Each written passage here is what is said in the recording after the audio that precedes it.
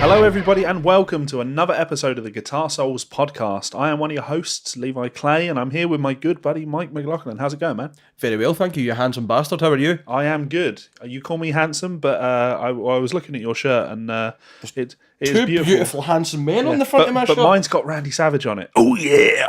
I know, but mine just got you and I on it. True. Look at it. We've got something else that's got you and I on it today. We'll deal with that. But, a secret. This shirt's beautiful. You can get one on the WWE store. Or you can go to Teesprings and put your money somewhere much more valuable and help us keep the channel alive. And we don't support Saudi Arabia, so, you know, we're definitely better than Vince and his WWE crew.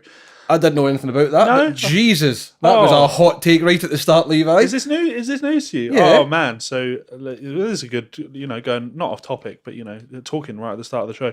Vince McMahon Kuklinski. I unsubscribed from the WWE network mid-point last year because WWE have a partnership with Saudi Arabia. They're putting on shows in Saudi Arabia, and they're really just propaganda for Saudi Arabia and how modern and progressive the city is. America, fuck yeah! Yeah, no women are allowed to wrestle on the shows, though. No women are allowed to be on the shows, but WWE still went, which I thought was pretty poor form. Yep. But then the second one was the Crown Jewel event, it was called, and or the Jamal Khashoggi thing blew up around that point. Yep. And, Daniel Bryan said, I'm not going to Saudi Arabia. John Cena was like, I'm not going to Saudi Arabia. And everyone was pretty convinced that the WWE were going to have to pull out of Saudi Arabia because, of course, you should. Yep. Of course you should. They killed an American citizen. Pull out. But they didn't. They went and did the show. I mean, it would have cost them a fortune to not do it because I'm sure they have a contract in place. But regardless, it's the right thing to do morally. Yeah. So if you can take Chris Benoit out of the Hall of Fame because he done something abhorrent, you shouldn't really be supporting a full abhorrent state. Good point. Yeah, in my opinion. Very good point. Chris Benoit, you know what I mean? The crippler crossface. That was the fucking Canadian legend. Yeah. And what does he get? His name taken off the website. Yeah. That man had a lot of problems. That's what concussion and steroid abuse does to you, and that's what the WWE made him do. Yeah. They had a very big contributing part. Yeah, he wanted to stay at the top of his field, and he did the things he felt he needed to do to stay at the top of his field. Or so my lawyers have told me to. Not the end. Yeah, that's a good point. Let's move on. So, Macho Man Randy Savage. But of course, I should really post up pictures of me on my birthday dressed as Randy Savage, shouldn't I? It's a fucking belter.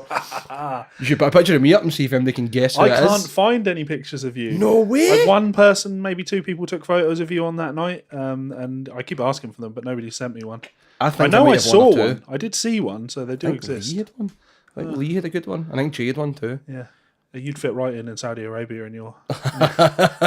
Anyway, we're going super off topic. Mm-hmm. So, not like us. Yeah, no, totally not like us.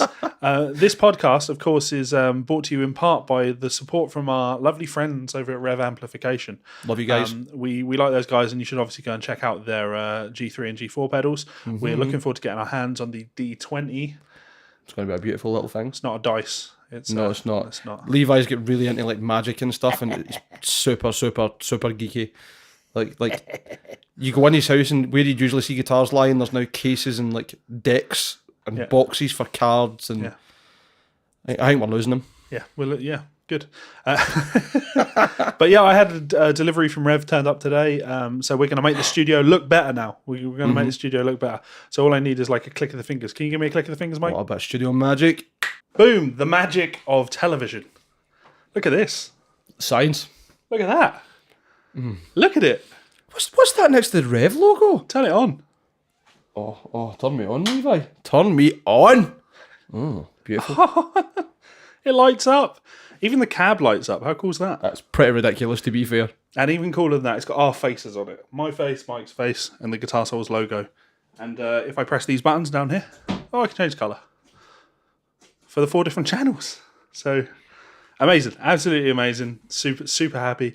I've not had... it turned up first thing this morning, so I've not been able to even plug it in yet. Aside from to make sure the lights work, because that's what matters. So right? this will be the quickest podcast we've ever done. Yeah. We're going to immediately be like, right, let's get this thing plugged in. So, what colour do you want it to be? Should we go for the blue? I like the blue. It's mood lighting. Yeah, the blue works with the 2 guitars. But then you can go red, and it could match my hype. But it's like we're then surrounding that Ormsby with blue. If I make it red, that works too. I'll alternate between them while we're recording. Good call. Yeah. So we'll do a bunch of videos about this amp in the near future. But beautiful, absolutely beautiful. Just in terms of looks, obviously I can't comment on how it sounds yet because I've not had the chance. But Levi was telling me that the finish on it's called Bronco, which is like a kind of paisley Tolex. Just absolutely stunning. Couldn't be happier. So now this will be the year. Hopefully, I'm just going to add a bunch of amps to this room and make it. The drum kit's going though. I'm moving that upstairs. Oh, I think you're looking ready. No, I need some space in here. It's just too big. Too much shit happening. It's too big. I know. It's an electric drum kit you can fold up. You just haven't folded it up. Yeah, that's okay. You've got me there. Anyway, we've got a ton of things to talk about today. Yes, we do. That intro felt a lot longer, but I guess that's because I was messing around bringing an amp into the room. No, I just clicked my fingers. Oh, yeah. Sorry. Magic, wasn't it? Magic. Magic of television. Yeah, Magic, the gathering of amps. Fuck off. Fuck right. I'm going to edit in some lightning bolts when that springs into existence. A puff of smoke. Yes. I give it a couple of days before the intro to yours is literally you standing out the back doing card tricks with your Magic deck. That's a Dan Smith thing. He's the card trick man. So we've got a bunch of things to talk about today. We're going to talk about artist endorsements and some of the crazy artist endorsement requests that people send to companies. Beautiful. Because we've got some inside stories on those. We've got someone talking about some of the problems of content ID on YouTube and how difficult it can be to protect your rights and stuff. Very serious subjects, right? Absolutely. We should probably have some fun as well. Well, I'm sure we can find something fun. Like laughing at Malmsteen. An old friend that we never talk about. Yeah. We're going to talk about, what's his face, Zack Attack from School of Rock. That's right. Yeah. Joey Gados Jr. Yeah. We'll talk about Bassy guitars because they've obviously announced some models and we're keen to see what's going on with those. And, we're going to look through a Total Guitar magazine. We are, because we forgot to do it last week. Why don't we do it straight away? Let's do it. So I picked this one this time. Yeah, it was Levi's choice today. This is, but of course Slash is obviously on the cover because when is he not on the fucking cover of this magazine? Probably still on the cover. Yeah. This is summer 2005, and I picked this one because this is Total Guitar's 485 guitar tracks that you must hear, and they underlined must. So I remember the top 100 albums of that year, and there was about maybe 30 that were actually worth listening to. So I can imagine of the 485 guitar tracks you must hear, there'll be about 70. I'm just flicking through it, and the first thing I see is a little clip from Noodles, and he says that I never listened to that old shit in reference to releasing an Offspring greatest hits. Is he talking about old shit? He's old enough to remember Beethoven coming out. Noodles, or Kevin as I should say. Dude, the old shit is where it's at with you guys. Like, the new shit is not. The new shit is shit. He's playing the game. You've either got old shit or shit. Which He's playing the game. Yeah, playing the game. I have been listening to a bit of Smash recently because I like that. Juliet and the Licks. There is our doll from Dusk Till Dawn. I was thinking of Juliette Lewis and From Dusk Till Dawn. Love that film. Mudvayne. She's also in Natural Born Killers. She's really good in that. Bit Robert Kay, Cray, Gaga's, Pub Quiz, which I thought was always going to be a hit on this podcast, and then we immediately stopped doing that because it wasn't as good an idea as I thought it would be. But I don't think it was the idea was bad. It's the fact that the content is pretty shit. Like if we had to make one up, it'd be great. Yeah. So in essence, when I look at this 480, it is broken down. They've got 60s, 70s, 80s, etc. That'll be good. I like that. So looking through the 60s tracks, I mean, I'm not really a connoisseur of 60s music at all. Neither am I. It's not something that I ever really listened to. So when slams in the 60s. Yeah. So when I look through this, you've got like Psychotic Reaction by the Count 5. Like, I don't know who that is. Psychotic Reaction actually sounds like a death metal name. Yeah, it does. That's what we'll do. We'll rate each song based on how it would function as a death metal band. Deal. A Heart Full of Soul by the Yardbirds. Of course, the Yardbirds, famous band, but not a band that No Slams. Yeah. 1 out of 10. Famous band. No Slams. I'm Alive by the Hollies. Pinball Wizard by the Who. Foxy Lady by Jimi Hendrix. Mother Nature's Son by the Beatles. I think if you're going to go for a Beatles song, like a must-hear, probably not the one I'd go for. I think if you're going to go for a Beatles must-hear song, you should put pins in your ears and slam your head against the wall violently. I was going to jump in and say I thought you were quite a Beatles fan. But I think the Beatles and the Rolling Stones are great bands, but I am not into them. The same as I think the Smiths are a great band, but Morrissey should be flown into the sun. Rolling Over, Small Faces, Jumpin' Jack Flash, White Room, Biff Bang Pow. There are songs on here I know, but there's certainly none that I listen to and I'm like, oh yeah, just amazing. The only song on that list that gives me any real excitement, that doesn't really give me excitement to be honest, but the only ones that kind of pique my interest is Pinball Wizard and Foxy Lady. Yep. But 70s, we're starting to get a little bit more into the territory of music that I'm into. And actually, looking at all of these songs, these are all songs that I really do enjoy. Therefore, I can't see any with slams in them though. I'm definitely a post-60s kind of guy. You got Dream On by Aerosmith. Good tune. Killer Queen. Incredible song. Yeah, Black Dog, Zeppelin. Highway Star. Another belter of a song. Yeah, Comfortably Numb. Different vein for the rest of them, but again, belter of a song. Highway to Hell. Yeah, Hotel California. Sultans of Swing. Well, can't deny a bit of Martin Knopfler, can you? Yeah, Jailbreak. Thin Lizzy. Yeah. Good. And If You Can't Rock Me by the Rolling Stones, which is the only one on there that I'd go, meh. It's exactly the same. Like everyone else, like if that was a playlist, I'd leave that playing. Yeah. So that was our 70s. I mean, it's hard to... How can you not just... It gives you it instantly... I guess some people may be listening to this podcast now and they will have heard that 60s list and they might have had the same reaction that I had reading that 70s list. But I can't put myself in that place with the 60s list. This 70s list, I'm just like, yep, cool, that's what music like, when you're going 9 out of 10 and you go, I bet the 10th one's pretty good as well. You're usually there. See if you scroll back a wee bit. Sure. My top 10 70s tracks by Slash. Slash is never in the magazine. Yeah, no, I didn't. I just assumed it was by one of the authors. He goes with Black Dog, No Quarter, 'Cause We've Ended as Lovers, Space Truckin', You Can, Can't You Hear Me Knocking, Sabbath Bloody Sabbath, Back in the Saddle, Rock Bottom. Rock Bottom's a good tune by UFO. Last Child by Aerosmith and The Ocean, Zeppelin. So quite a few Zeppelin tracks on that list. Yeah, they were a dominant band in the 70s, were they not? I was never a huge Zeppelin fan. I would have thought if he was doing a top 10, he'd done a top 10 of like different bands. Yeah. But fair enough. But now we're getting even more into like where we like the home of my spirit, if you like, the 80s rock, with Ozzy Osbourne's Crazy Train. That's all right. Yeah, that's fantastic. I'm only kidding. Yeah, Guns N' Roses, Paradise City, also fantastic. Yeah, Wanted Dead or Alive by Bon Jovi. It's Bon Jovi. Yeah, Bon Jovi's one of those bands where it's like it's like Nickelback of the 80s. Aye. Yeah, not cool to like Bon Jovi, but you can't deny that Bon Jovi wrote loads and loads and loads of really good songs. You're right, and every single one of them are named after the chorus. Yeah, I mean... Every single one. Sounds like my album. Is that not how you name songs? I thought you just... Can be. Shy Boy, David Lee Roth. That's a strange one to be in the list, but a very good one. It is, but that immediately makes me think, well, where was Van Halen in the 70s rock? Maybe he's going to prop up later on. Well, he's not in the 80s list either. Odd. Animal, Def Leppard. Yeah. Never been a Def Leppard fan. Not really for me. I've seen them live and they were fantastic. I must give them props in that respect. And Phil Collins is a great guitarist, but doesn't really do much for me.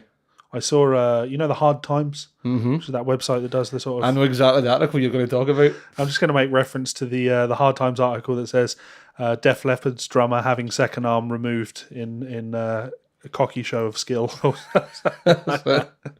Excellent. Very good. Kickstart My Heart by Motley Crue. You missed one. Oh, sorry, I did. Let's Go Crazy by Prince. And that's a belter of a track. Yep. But Kickstart My Heart's great. Absolutely great. How do you feel about Motley Crue? I wouldn't go out my way to listen to them, but they're a good band. I don't know how Mick Mars is still alive. I don't know how any of them are still alive. Have you read The Dirt, the book? I haven't, no. Was that Nicky Sixx's book? No, his book was The Heroin Diaries. So who's it done that one then? It was it was a full band. Oh right, so just like a full-on story of the band type thing. That's cool. That sounds good. It's a biography rather than autobiography, but it's well worth a read. But they are doing a Netflix show. That's right. Yeah, Nancy tagged me in that. That'll be good. Yeah, I do like Motley Crue. If I'm totally honest, I prefer the Between the Buried and Me cover of Kickstart My Heart to the original, just because I think it's really like it emulates the cheesiness. Yeah, but well. Oh God, With or Without You by U2. That is not a track that anyone ever has to hear. If aliens came to this planet and we played that to them, they would just blow it up and move on. Run. If that's the best we've got to offer, we deserve to be nuked from orbit. That's the big fact here. Get the low orbit ion cannon charged right now. That was the best that we had to offer for an entire decade as well, apparently. Aye, right. Get the fuck. Run to You, Bryan Adams. Decent tune. I mean, I wouldn't say it's much a guitar track. It's dun dun dun dun dun dun dun dun dun dun dun dun dun dun dun dun. That's like it. And She Sells Sanctuary by The Cult. I like The Cult. I've started listening to a little bit more of their stuff. They're pretty good. Fair. I think there might be a story in that somewhere. Somebody said something to me about the singer being a bit mental. Yeah, I don't know much about them. Ian... As mental as Ian Watkins, or? There's not really many as mental as him, except H for Steps. Yeah. You heard Cunt in the Gang, the wrong Ian Watkins? You never heard that song? Yes. That's just occurred to me. Yeah. You've got the wrong Ian Watkins, mate. So good. I'm not going to sing the rest of it because it's your YouTube channel will get nuked. I know. Yeah. It's going that way anyway, mate. 90s rock. So Lenny Kravitz, are you going to go my way? The man with the fucking rug for a scarf. Ever seen that photo? Yeah. It's women. It tells me a lot about my music taste now that I'm looking at these, and I'm just like, meh. For most of them, there's one or two on here that I kind of like. Mm-hmm. Motorcycle Emptiness, Manic Street Preachers. Good song. Again, wouldn't really see it as too much of a guitar track because as much as they are like a guitar band, the Preachers, they've never really been focused on making the guitar sound good. It always just sounds big and raw as fuck, which is cool. Yep. But it's not really like a big show of here's what guitars can do.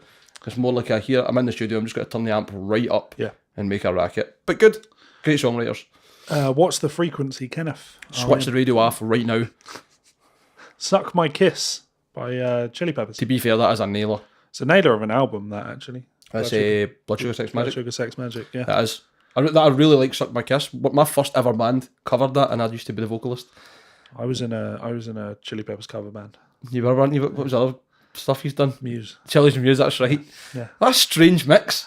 I know. Like a stripped back funk heroin laden band straight into like with falsetto vocals. Aye, and then into another falsetto band where it's all like keyboards and synths and octavers. Yeah. Cool. Yeah.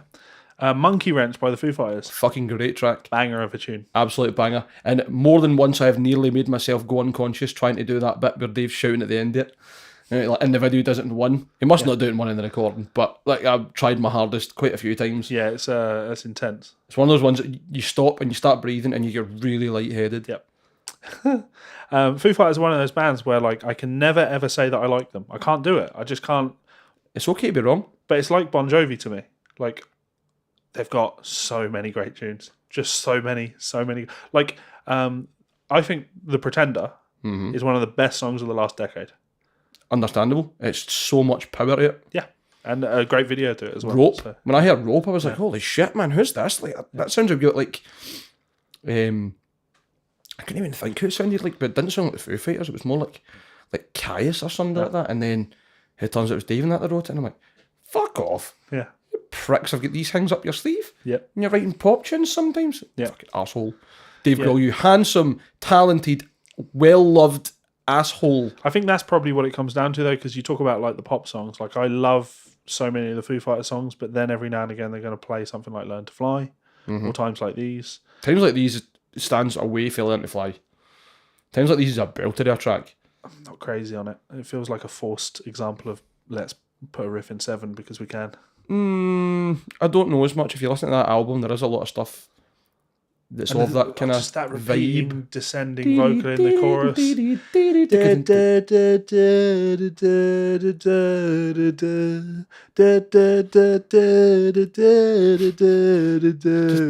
Just sing it instead of making mad noises. But to me, that's what it is. Like that's a drawing. It's just like a dirge rather than a song. Yeah, fair enough. I can't even remember the name of the song though. They had a song that was in the soundtrack for Orange County. You remember that, the Jack Black film? It wasn't on. I know exactly what song you're talking about, but I don't remember the name yet. It was really rocky. Keep talking. It sounded a wee bit like the start of Weezer Gone Fishing, didn't it? That same kind of vibe. Oh, what was the name of that song? That was really good. The One. Yeah, The One. I'm the one, I'm not the only one that made me feel like this. Yeah. Or whatever it was. That was a belter. That was on Kerrang all the time. That's a good song. Deservedly.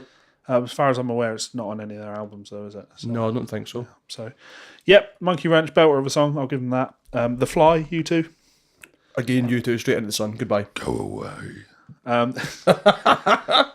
This is so great album, but questionable song choice. Decadence Dance by Extreme. Yeah, Get the Funk Out would have been sitting right at the top of that list for me. No. No, not for you. No, you go He-Man, Woman Hater, or That's just Total Guitar. We don't put Women Hater in any articles, all right? It doesn't fit in with our way of No, doing things. they support women in music, and that's why they had the top 10 rock chicks. Yeah. It's a Monster or Money or, yeah. I mean... You're not going to go wrong with anything. Yeah, Nuno's that fucking entire silly. album, like, I feel bad saying Decadence Dance isn't a top song of the 90s. It's a great song. No, I think it is. Over familiarity. Because you've heard it so many times. Compared to the one you hear in the album, you're like, that should have been the single. Have you seen them? Have you seen them live? Never. I'd I love saw to. them do the Play Pornography in full. Wow. And one of the best gigs I've ever seen. Like, I can imagine. I cannot believe how tight all of their backing vocals were. Just very impressive. Very, very impressive. So They always struck me as a band that just had it. Yeah. They were just there in the pocket. Yep. Yeah. Shame about, Van Halen 3 that Gary Sharon sings on. No, none of that. Didn't know. So there's your connection to Van Halen. Cool. Sting Me by the Black Crowes. Don't know it. Just by Radiohead. Never really got into Radiohead, which a lot of people don't like. I never really got into Radiohead. I've played a few of their songs though. So I always talk about like the cover band thing. There was Chili Peppers and Muse. It was really just songs that the singer was really into. So he was really into Chili Peppers and he was really into Muse. So cool. He was also really into Radiohead. There's no chance you were in a band with anyone else who got to call the shots. I mean, the choices were very limited back. Maybe that's why I'm the way I am now. if I didn't develop into this character, I'd be in a fucking, I don't know, I'm trying to think of the worst possible example. A U2 cover band? Yeah, there we go. That would now be shaving my fucking head. Yeah. You'd get to be fucking The Edge and Bono. Yeah. Like the culmination of the worst things ever. Great, that's I Am Chernobyl and Fukushima put together. If I was in a U2, if I woke up from a dream, you have a terrible nightmare and you wake up and you're like, oh, it was just a dream, thankfully. Imagine that happened and you go, oh no, shit, I really am in U2. I am the edge. I would throw myself off the edge of something, anything. Right off the cliffs of Dover. Yeah. Goodbye. It's funny, you're saying it's all just a dream. I just get this flashback. There's a band from England called Horse Bastard, right? A grind band, and they've got a music video. Of course, they're a grind band. They've got a music video, and it's like, for what I remember, it's a guy waking up, and then he's just being chased by a guy with one of those big rubber horse masks on through like. But I'm guessing it's like the recording studio they're in, like all the doors and all that. But it's meant to be like a fucking maze, and the song ends, and the guy wakes up in bed. It were all a bloody dream, Gary. It were all just a bloody dream, and it's fucking brilliant. It's so good. Sounds dreadful. Amazing. Just because you described it as grind. So shout out to Horse Bastard. Yeah. I mean, I love your name. 3 Days, Jane's Addiction. Another band that didn't really do much for me. I don't think Dave Navarro's a bad guitarist, but he's not much of a standout to me. Yeah, never been a fan. Liked his vibe. Never been a fan. I mean, the only thing I can think of that he played on that was really notable was actually Aeroplane by the Chili's. Yeah, I was going to say. And it's 2 chords. Yeah. The only thing that spices it up is the fact that Flea just goes wild on the bass at points. Yeah. This is where things get a little bit more interesting because obviously this magazine came out in 2005, so they're halfway through the noughties. So this is essentially like you can look at the 90s while in 2005 and you can confidently say these were the songs of the decade. And then you hit 2000, you go, what happened to 2006 onwards? Yeah, so really we're asking ourselves, did these songs stand the test of time? Now, of course, I remember all of them. Seven Nation Army by the White Stripes. Fuck off. Yep. I Believe in a Thing Called Love by The Darkness. Excellent tune. Excellent album. Yep. That full album is nailer material. We've talked about that on the show before. That is one that genuinely gets a spin at least once a week. Yeah. Once a week? Wow. In the car, pretending I'm Justin Hawkins, trying to sing those high notes. Yeah. Like fucking Love on the Rocks or Black about, Shuck. What are you talking about trying? No, I can't hit his falsettos, man. I'm not saying that I can't hit high notes at times, but I'm much more vocal fry than I am just suck my balls into my body and go into fucking opera mode. Yeah. Well, speaking of high vocals, Newborn by Muse. That was one of my vocal things when I was in school.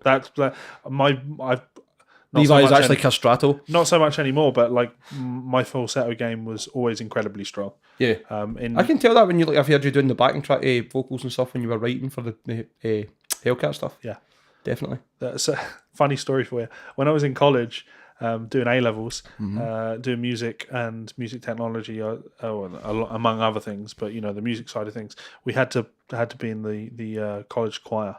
It was just required. Nice. And I sang soprano. Really? Now, of course, I could have sang baritone, not a problem, but I just threw on the falsetto and went and stayed up with the sopranos because why wouldn't you? Well, of course, it's also more impressive. It's not more impressive. It's you get to hang out with all the girls, but it's still more impressive as well. Like, you can make your voice deep by smoking a lot. Yeah, you can't make your voice high unless you're going to like rattle helium every day. Maybe that's what it is, or just having no testosterone. That helps. Should have known all these years, all this time. Yeah, Cochise Audio Slave. Oh, fucking absolute beauty. I'll think Show Me How to Live in my favourite. It's Pantera. It's not Pantera. It's like a new age of, probably the worst words to use when I'm talking about not fucking being Pantera. Like new age Led Zeppelin. Yeah. That kind of balls. And it sounds like something you could imagine Robert Plant wailing over, I think. But my favourite song off that album is Show Me How to Live. I think that's the song. That's the fucking nailer. That makes me oaken. But the only reason I say Pantera is because down it's basically I'm Broken by Pantera. Aye. Yeah. I'm not far off. I get you. Take Me Out by Franz Ferdinand. A Glasgow band. I definitely Take Me Out for a rooftop with a sniper.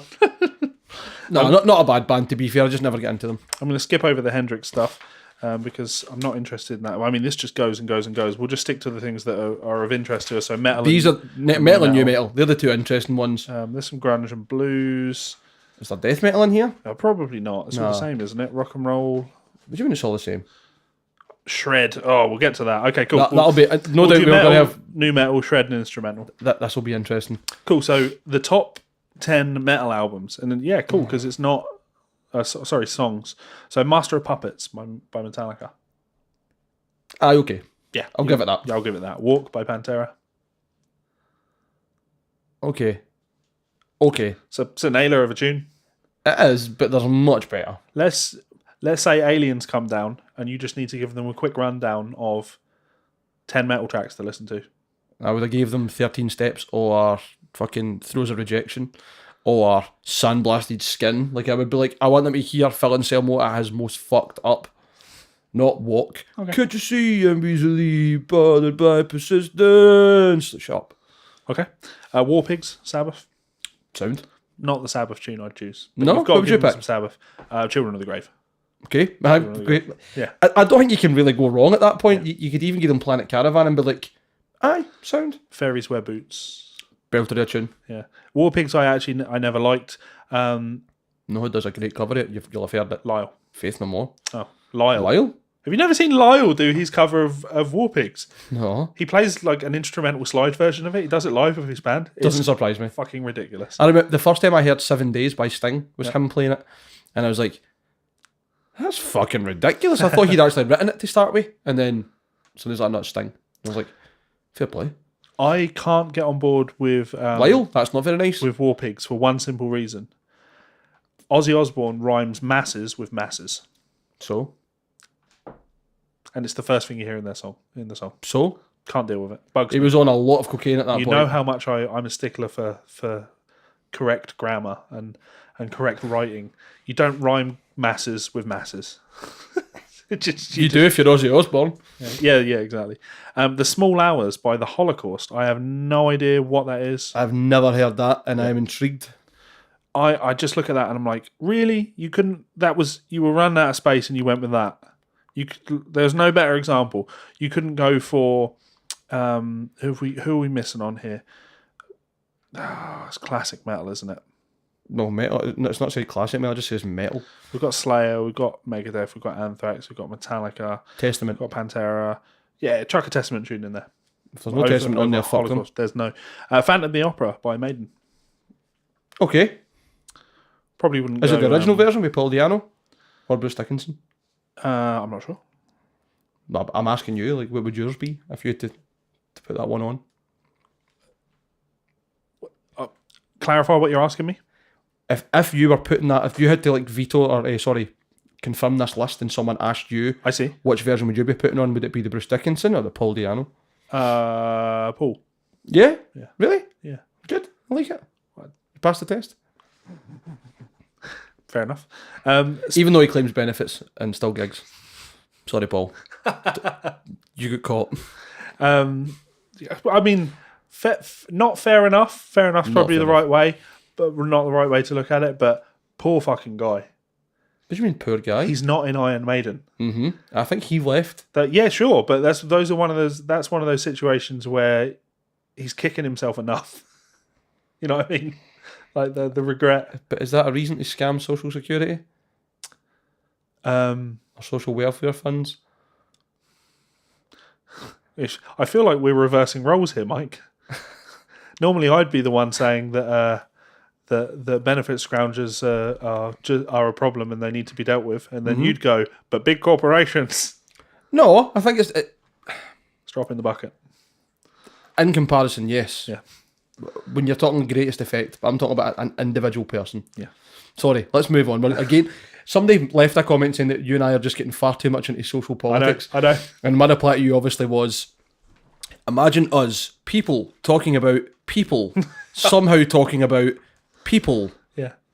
The real kicker is the sheer amount of people that have said, I used to enjoy your podcast, but you're too social justice now. And I'm like, you don't know me at all. Like, what part of the podcast did you not listen to? Any of it? Maybe you should go and listen to my Pussy Melter video where I shout at the camera, there is no rape culture.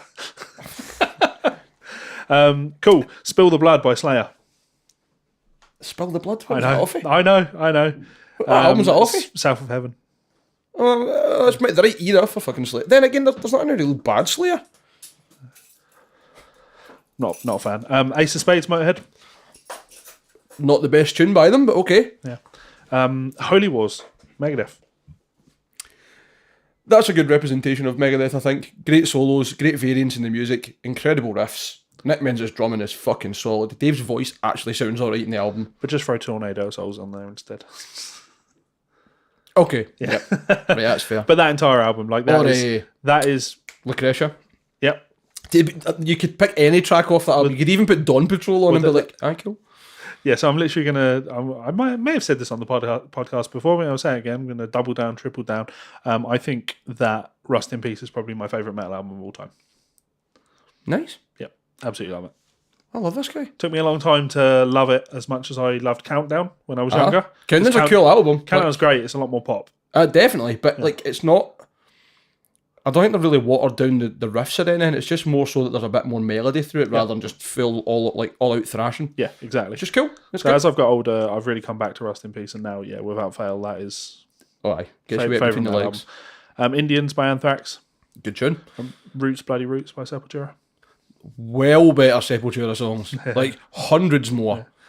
Chaos AD, fucking Anticop, fucking...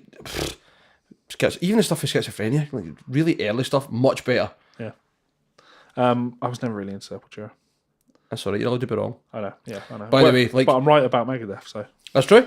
The Sepultura stuff, like, I wasn't really big in Sepultura either, and it was actually Big Fergie got me quite into them, because he used to put on their live stuff when we were kind of getting a drink or whatever at the weekends, and some of the stuff they played, like, back in the 80s maybe, even late 70s, they were like 5 times faster than everybody else. Yeah. And Igor Cavalera was like punching through the drum kit. Like, what the fuck, man? Really, really good. Nu metal. Yes! A genre that will be close to both of our hearts, right? Sadly. Yeah. Blind by Korn. Good tune. Did I tell you about the band that I played with in the Czech Republic? In Holland, who done a cover of Blind, but it wasn't really? Yes. Mincing Fury of Guttural Clamour and Queer Decay. Yeah, you told the story on the podcast. Yeah. Every time I hear that song, that's all I can remember is the and then just I'm going did it just grinding. It's amazing. I'm hoping that sound captured as well as I heard it in the room. Fingers crossed. Loco by Cold Chamber. Oh, no Death for Farah. Yeah. No, fuck them. Boiler by Limp Bizkit. You know what? That is actually a nailer of a song, Boiler. Like a really a nailer. There's a good amount of dynamic in it. It's not just like fucking something stupid. Like Rolling's a good song, but it's stupid. Yeah, it's I was going to say it's a bit too hip hop, but that's probably not because that's they're going for that a lot of the time. But it's too hip hop. Yeah, and I think that was the public side of their tracks. Whereas when you listen to the albums, you get a lot more of that kind of we're trying to do an alt thing. Yep. With better written songs. Yep. But Boiler's a great track, so fair. I had Chocolate Starfish on in the gym last week and spelt over an album. So it's just full of really good riffs. Significant Other too. Bloody Cape, Deftones. You know, great album, but I would have picked Pins and Needles because that intro is fucking brilliant. Steph Carpenter's guitar sounds great in that album. Or even I can see the name yet. That's fucking the big single, Minerva. Yep. Violent Reaction by American Head Charge. Just So You Know would be the tune I'd put on. I can't think of any of their songs, to be honest. Just So You Know is a belter. It's got a weird timing and it's really heavy. Enter Faith, Soulfly. Never listened to much Soulfly, to be honest, except the kind of later stuff with Mark Rizzo that kind of almost became Cavalier Conspiracy. I think pretty much went into that. Sugar, System of a Down. Tune, but not System's best tune, is it? Pogo. Yep. Now, there's hundreds of System of a Down songs that you would, every one of them, you'd be like, aye. But then you'd also be like, but there's something else. Yeah, it's 2005, so it has to be Toxicity or earlier. You've only got 2 albums to pick from, but I think you'd probably go for something off Toxicity. You would. Maybe even Toxicity itself. Yeah. Cool. Davidian, Machine Head. Good tune. Sorry, aye. Yeah, good tune. Don't really think of it as new metal, though. Rob Flynn. Rob Flynn jumps on every trend he can. You see Doug's post on yes. Facebook. And I sent that to the band chat, and Chris said, well, I've heard that apparently he's actually recording for a new project, so no doubt he'll find something to jump on. Probably Gent. Did you hear that song they released after the last album? And it was literally Love by Strapping Young Lad. No. Like, I don't mean it sounded like it. I mean, it was literally the riff from Love. That's the riff. I mean, Rob, I've never been huge into Machine Head. Mm-hmm. I saw them at Download once and they were really good. That the year that they played with Slayer and Maiden headlined? That was the... No, it was the year that Slipknot headlined and Joey Jordison didn't play drums.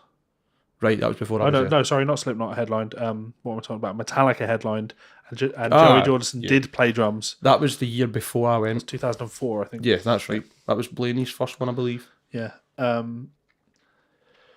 So I saw Rob there. He was good. Also saw him at Camden Barfly. I went to see Trivium at Camden Barfly. God rest the Barfly venues, by the way. Yeah. Venues are all dying. Vermilion Part 1 by Slipknot. Is that the one with the incredibly mental solo? No. That's Pulse the Maggots, isn't it? Yeah. Yeah, go Pulse of the Maggots over Vermilion Part 1. Yep. Go for something. Go decent for album. equal shit. Go for, is it Heretic? Heretic Anthem. Mm-hmm. Yeah. Go for Heretic Anthem. Go for Spit It Out. Go for Aurora song. My Plague, but not the fucking film version. Not the film version. The one with the really horrible, haunting reverb over the top of it, and but it actually sounds like the vocals are angry. The Kerrang version of a tune, like they did with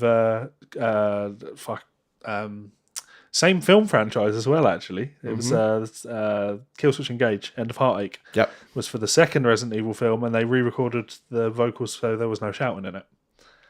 Crap. So, horrible. Why? How have I never made that connection? It's mad. One more thing that those Resident Evil films ruined. Aye, it's mental that Kerrang was the mainstream metal channel, but they made things as least metal as they could. Yeah, I want to get people involved. There's a couple of wee lists in between on the metal and new metal if you want to have a nosy, because it's like subgenres. I mean, I don't really, but fine. Let's do it. Come on. Southern metal. New Orleans the Dying Whore by Down. All right, I'll take that. Low Down by Black Label Society. You know what I mean? And I don't really want to read these. Instantly gets a hard on.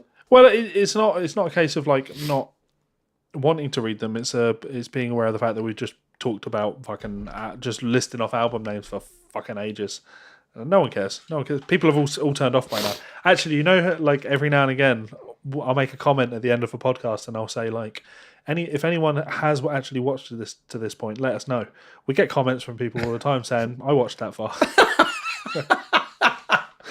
So there are some strange people that like the sound of my voice even more than I do. Some of them might end up getting some fucking medals or something. Yeah.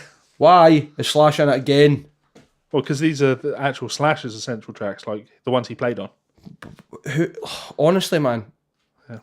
He's not the only guitarist on earth. No, Fuck me. What do you mean he's not? Of course he is. Shut up, you. Right, Shred. Let's do it. Eruption by Van Halen. Fair. Has to be up there. Yeah. When you think like instrumental Shred, it's important. Yeah. Exactly. Seminal. Although it is the song that ruins Van Halen 1. It's the track that ruins Van Halen 1. Yep. The first time I heard it, yeah, cool. But you know, I'm 30 now. I've heard the album hundreds of times. When it gets to Eruption, I'm skipping it. You don't even need to hear the album to end up hearing Eruption somewhere. Yeah. So from the Alien, Satriani. Good, but boring. It is though. For the Love of God. Yeah, I bet it's a strong melody. For the Love of God by Steve Vai. That's a lot more dynamic. See, I'd go the complete opposite. Boring, sends me to sleep. Hate it. Sorry, you're allowed to be wrong. Black Star by Malmsteen. Not his best, but great. Yeah, exactly what I'd say. Not his best, but great. Why don't I use that as a springboard? We'll come back to these instrumental tunes just so we can talk about that Malmsteen story, which you found that was quite funny. Yes. So, I seen this posted and sent it to Levi, and I had a good laugh thinking about it. I mean, I kind of get what he's trying to say, but also, you're a hypocrite and you're wrong. Sorry, Yngwie. So, Yngwie Malmsteen. It's really important for an overdrive pedal to have no active electronics. That's an actual quote. And then the next quote is, most others aren't true bypass. They have a tone circuit. That stuff is shit. Get rid of it. So, and just to remind you all, obviously Yngwie has his own signature DOD 250 overdrive pedal, which has a battery in it, an active circuit. It has a volume and a gain control, and I think a tone control as well. So, I'll read as is said by Yngwie. I find that it's best if you start clean and end clean in your guitar chain. You don't want your pickup sound to be distorted, it should sound clear. Not quiet, but clear. The first boost comes from my Fender Overdrive, which is more like a DOD 250 than a Tube Screamer. Sorry, it's a signature Fender, not a DOD. I've misread that, apologies. Let's get technical for a minute. It's really important for an overdrive pedal to have no active electronics. Most others aren't true bypass. They have a tone circuit. That stuff is shit, get rid of it. Anything with gain and level, don't bother with. If you took my pedal and went straight through the mixing board, it wouldn't be distorted, it would just be louder. The tubes have to do all the work, it's very important. His pedal literally has a volume and gain circuit on it. So, does it though? Because when you were talking about it, you said his DOD pedal, he had a DOD pedal. I know they don't manufacture that anymore. Mm-hmm. Maybe his new pedal doesn't.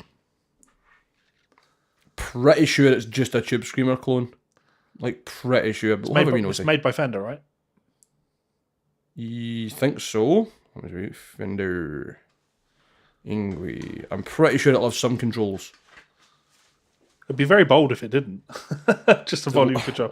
I have a pedal, actually, in my pedal collection over there that is... two controls, two giant knobs. One says level, one says gain. Yngwie. Is that right? You don't want them. They ruin your tone. Is that right? Okay. Is that right? Aye. Like, you don't want level, you don't want gain. You keep talking. You definitely don't want level or gain there, Levi. Not at all. Fuck off, Yngwie. Anyway, when it comes to amps, Yngwie says, to get the real tone, you need a Marshall like mine that doesn't have the master volume. Amps with a gain knob will lose signal at the power stage. The preamp tubes will fuzz, but power amp tubes are hardly working and you'll miss that distortion because EL34s have to be pushed. My amp has a power soak built in, so if I had to turn it down, that's what you want. So if I had to turn it down, which I never do, I could go from 100 watts through 4 tubes to 50 and 2. 300 watt cabs are great because there's no flapping and no cone distortion. Both guitar and speaker should be clean and loud. It has a point. You do want to drive the power amp of an amp. You want the valves to be hot, otherwise you're not really making them do anything. And having speakers that have a bit of a headroom when you're driving things is good because then you're not getting the actual cone distorting. Yep. But that still doesn't excuse the stupidity of his comments earlier on about his pedals. Well, I'm holding up on screen. Here's my Jam Boomster. This is called. This is a boost pedal. So it's a clean boost. It's just what you put into it, but louder. Which is good. So if that's what you're after, Malmsteen, go to Jam. They make great pedals. Having said all that, like, we're criticising him, but actually I think back to the Noodles comment, same old shit. You know, at least Malmsteen hasn't, well, he wouldn't be able to, would he? He's not said, I don't listen to my old shit anymore, because you know he does. You know he probably sits at home at night masturbating over his old tracks, looking at pictures of himself in tiny, skinny leather jeans, and is like, oh, I used to be able to fit in those. Now I still wear hate them donuts. like gloves. Bless him. I do love him. I'm going to skip over the instrumental tunes. The only one other track on here is Scarified by Racer X. Can't skip over that. How dare you? No, I won't skip over that. That's under Shred, though. And instrumental tunes are just... Oh, okay, so we're moving on, right? I mean, I think if I had to pick the top 5 Shred tunes, I would probably have a Cacophony track in there. I would probably just go for a Jason Becker solo track. Really? Yeah, I think so. Not even like... Because I want something that's all-out guitar from start to finish, and I think, obviously, Cacophony have 4 instrumental tunes. I would just put Speed Metal Symphony on. You can't deny that there is a lot of shred in that Good. song. Yeah, no, it's really good. But I've listened to that in a long time. I don't know, I just feel we've turned it into a reaction channel, so we're just going to live react to putting on Cacophony, even though we've both heard it. Yeah. That's a joke. So there you go. There's another issue of Total Guitar Magazine. Garbage. Someone paid a $5 for it back in the day. I just gave some money to charity in order to get them. I mean, we probably bought them at the time as well, so... Oh, yeah, I owned we them. are suckers. I didn't know any better, though. No, we didn't. You're right. Time to change colour on the Rev. Oh, beautiful. Matches your shirt. Look It's a nice shirt. Where can you buy one of those? beautiful t-shirt, isn't it? I believe you can get them on Teesprings. Just singular. Teespring. Teespring, sorry. Or at the link below. Yeah, that's the actual answer in the link below. Because no one's going to go on Teespring and look for guitar solos. They're going to just click They're one. fucking better. Yeah. Right, cool. So how about another fun story? Let's see what you can pick. I'm sure you saw this. Everyone saw this. This got sent to me like before it was breaking news, and I was like, "Awesome! This is hilarious. We got to do a podcast and talk about this." And then by the end of the day, everyone was covering this. Joey Gados Jr., the kid that played Zach in School of Rock, has turned into a junkie by the looks of things. I mean, he would fit in Motherwell. Just look at him. Standing outside McDonald's with his cup. Yeah, exactly. All right, well, you got any change? See, I really wanted to do an impression, but I can't do. Please do it. I can't do it. Do it. I can't do accents. Fucking do it. This is actually a put on accent. Did you know that my accent is forced? Shut up. I grew up in Suffolk. Right. People don't talk like this in Suffolk. But you talk like that and have done all the time I've known you. Oh, I know, but people talk a little bit more like this in Suffolk. You talk. It's a lower kind of. It's got a bit more droll to it. But that's not how you talk. You're like, not putting on. Well, I've forced myself to. Don't want to talk like this. Everyone talks like this. Just because you enunciate well doesn't mean that you're putting on an accent. I am a bit. It's a bit more London when I talk now, and it landed. Talk a bit more London. Fucking London. Fuck it, you fucking love it. You mag. Yeah. So yeah. So easily distracted, aren't we? Joey Gados Jr. What a I was going to say a fall from grace. It's not really a fall from grace. I wonder how much he got paid for that film, though. He must have some royalties, I would think. And then remember a few years ago they did the reunion? Yeah. And they played the song together? And he didn't look like a junkie then. Maybe he's not a junkie. Maybe he just likes to steal things. Well, he has said he has a drug problem. Oh, right. Okay. I mean, that's a good excuse regardless. Yeah. Because then you go from being a bad person to a victim. So this is just the TMZ reports. According to cops, Joey's making a bad habit of walking into stores, asking to test guitars and just walking out with the instrument without paying, and then unloading them at pawn shops. Police says that Joey's string of heists began earlier this year when he allegedly nabbed a blue Les Paul Epiphone Prophecy valued at $800. So probably sold it for $200 at a pawn store. You mean what it was actually worth? Yeah. A black Fender Strat worth $700 and a Gibson Les Paul Gold Top with a much more hefty $1,900 price tag. But Probably worth £200 as well. I feel bad. I do feel bad for the guy. Like you get caught doing it twice, and you go back a third time. Like you got issues. Yeah, there's probably some stupidity in it. Like serious desperation for him to be resorting to that, and it's a shame. To be fair, that just the next quote, the source adds, according to cops, Joey confessed and blamed a drug problem. However, in court he entered not guilty pleas for the guitars. He's yet to give a plea in the amp case. So yeah, it's been a few guitars and an amp, and on the one hand it's funny, on the other hand it's like, it is sad. It's definitely sad. Not a good situation. Yeah, good film though. It's alright, aye? Great film. Not bad at all. It's pretty fucking good. So especially that where Jack Black kind of misrepresents himself as being nice to the children and makes it sound like he's a paedophile to the parents. Yeah. What does he say? He says, I'd love your kids to be able to touch me the way that I've touched them, or something along those lines. Yeah, your kids have touched me, and I'm pretty sure I've touched them. Something like that, aye. Yeah. So here's an idea for you. Dick Masterson podcast I listen to. He does these. He calls them dictations.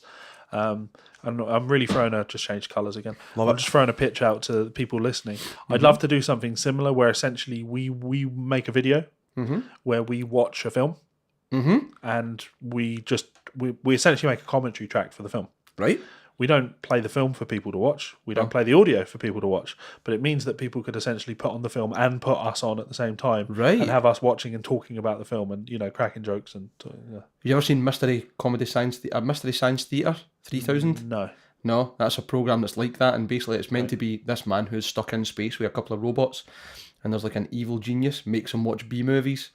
And then the film is like the B movie, and then there's like a silhouette of him and the 3 robots sitting in the front row, just cracking jokes.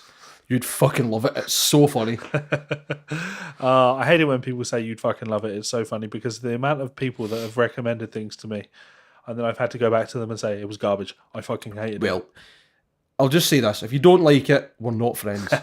You see that Netflix show about like the cartoon, the kids going through puberty? Yes, Big Mouth. Big Mouth. You don't like it? Utter garbage. You don't like it? Utter fucking garbage. I keep saying it. You're allowed to be wrong. Yeah. And there was Vision Paradise PD. No, I know I've seen it on Netflix, but I won't click it. That one because I know it will disappoint me. What is it that disappointed you about Big Mouth? Because it's Jordan Peele. It just seems to have a lack of understanding of who the audience was. Of who they were targeting at. Well, maybe they were targeting at the exact people they want, but I'm 30 years old. I'm a grown up. I don't laugh at toilet jokes anymore. Why not? Jokes about penises and like. Why not? Not because like I choose. I don't go. I'm above that. It's just like cool. I've got a dick. You've got a dick. Ha ha ha. Okay. You know what I mean? Right. Okay. Just, I think unless you're watching it, remembering what it was like at the time of going through puberty and like all that stupid shit, then maybe you're just going to be like, right. What else? But Paradise PD is probably one of the most outrageous things I've ever watched. Like, it just gets worse and worse and worse. So I should watch that, or I shouldn't watch it. Remember all the bits in like South Park and Family Guy that caught you off guard, and you're like, "Oh my god!" It's like that every episode. Yeah, I tried watching the Simpsons creator. Did Matt Groening make that? Disenchanted? Yeah, so I watched it. Watched the first episode and was like, nope. I didn't even want to watch it. There was another one, the cartoon that Katie recommended. That they should have just put space. Final Space. Maybe. Aye, the wee guy, Gary, I think his name is. Maybe. Wee blonde guy. Maybe. He's in space jail. Yeah. It's fucking great. Well, I watched the first episode and was like, no, I can't watch the second. First episode's a bit slow. It builds up for there, and it's. I'm just turning into a miserable old bastard. What do you mean turning into? Yeah, good point. What do you mean turning into? You are a guitar hole. Yeah, good point. Fair enough. I mean, I can't really slag you because the first half of this episode has just been me ripping things. Can you tell I'm in a bad mood? I'm going to come in here charged more often. Yeah. Okay, cool. Let's get on to the bulk of what we're going to talk about today. So the funniest parts. Endorsement chats. You know a fair amount about endorsements, right? Getting there, yep. It's a learning curve, but I've understood it from day dot that it is a business transaction. It's a relationship you build. You put value into the brand puts value back into you, and it's mutual. Yep. That's how it should be. Yep. However. Yep. It's a field I know well, both in terms of having endorsements, but also being in a position where I've not been the one that says yes or no to whether somebody gets an endorsement or not, but certainly helped out. Yeah, like contributing to decisions type things. Which is good. I think it gives you a good level of insight, and I'm kind of getting there. Yep. I'm trying to make the relationships I have better for everybody. Yep. And play the game. Yeah, so I reached out. Well, actually, I'll tell you what. I'm going to read this post. This was sent to 14 amps. I say it was sent to 14 amps. There's no real way to know because what you'll find is often one of the things that you'll see is that the emails that get sent around are just copy-paste emails. You just send to everybody in the hopes that someone will bite. And these people don't realise that, pedal makers talk, amp makers talk. It's not just You'll that. blacklist yourself. Aye, and then that word gets to the distributor as well, and they're going, right, so you've sent the same email to 6 different brands that we represent. What is it you're actually after here? Yeah. So we need like a fixed name. What's our shitty endorsement guy's name going to be? See that blank spot? I'm just going to fill that in every time we're... Pricky McFuckleton. Pricky McFuckleton. So Does that sound all right? That suits me. Hello, my name is Pricky McFuckleton. Pricky McFuckleton. Okay. Hello, my name is Pricky McFuckleton, and I'm a worship guitarist in a church in Chicago. I think that 14 amps have a very sweet and dynamic tone that many worship guitarists would like to have. It's true. I think that if you guys were to send me a head and cabinet to sample and demo for some services, it could possibly open up a new customer base for your company. I know many worship guitarists around the country, some of which have great influence. 14 amps could soon be the new choice of amp for worshiping the same way that Vox AC has been for years.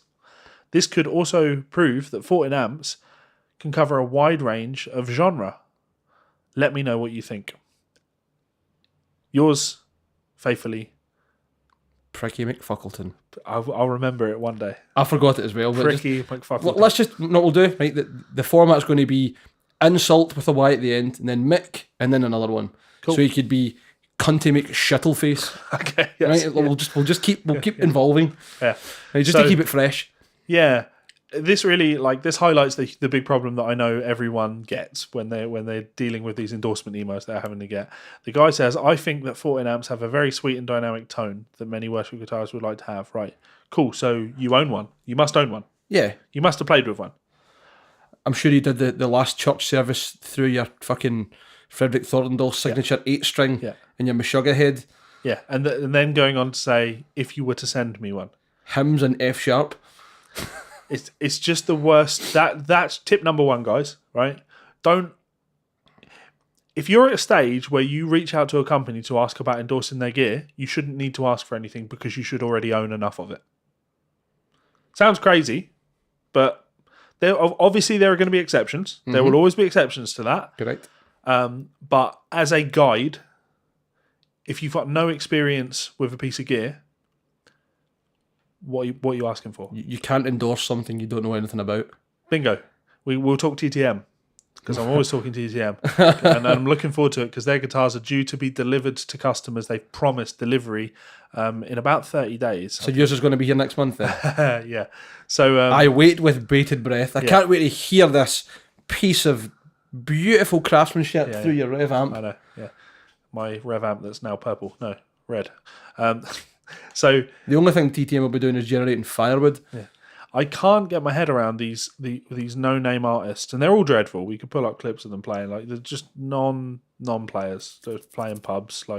Here's a video of me doing a Crazy Train cover in my bedroom. Look, I didn't even put trousers on for this video. That type of thing, right?